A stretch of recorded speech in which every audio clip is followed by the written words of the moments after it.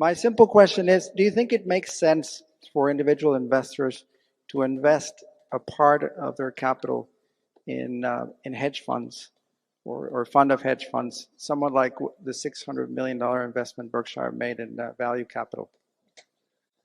I would say that people that are now investing in hedge funds in aggregate are going to be disappointed.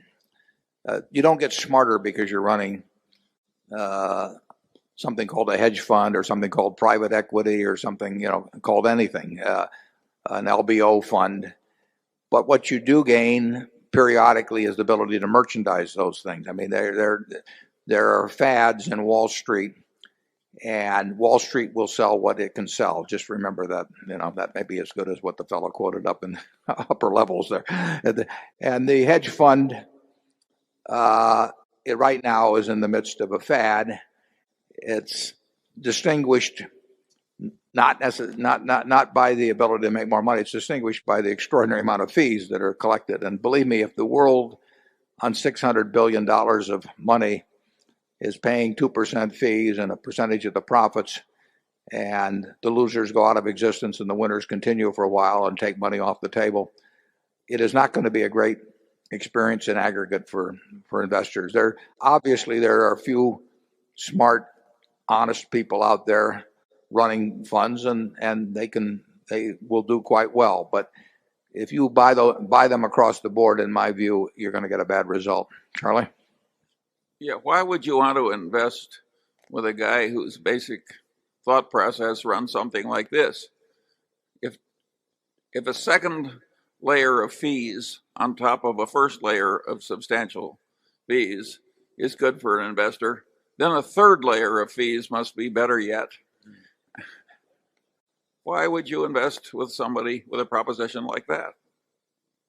It's just the idea of taking 2%, plus percentages on top of that. I mean, that reflects, it may be what the traffic can bear, Collis P. Huntington style, but that reflects an attitude toward people that we tend to regard as partners, investors.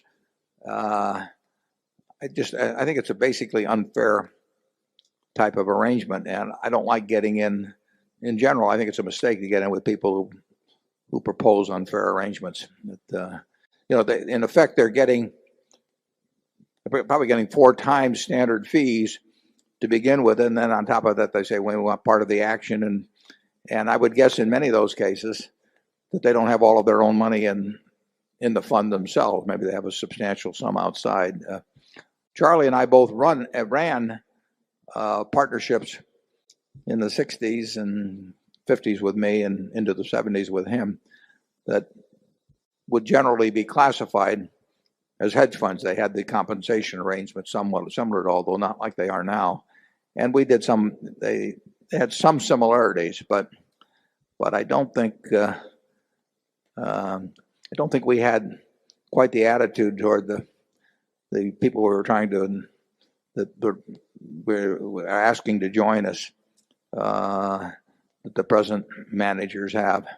It's, as Charlie said, the fund of funds type stuff. I mean, it's really sort of unbelievable, just piling on layer after layer on costs. It doesn't make the companies that are underlying these stocks they buy any better. I mean, and believe me, people don't become a genius just because you walk into some office and it says hedge funds on the door. I mean, what they may be very good at is marketing. In fact, if they're good at marketing, they don't have to be good at anything else.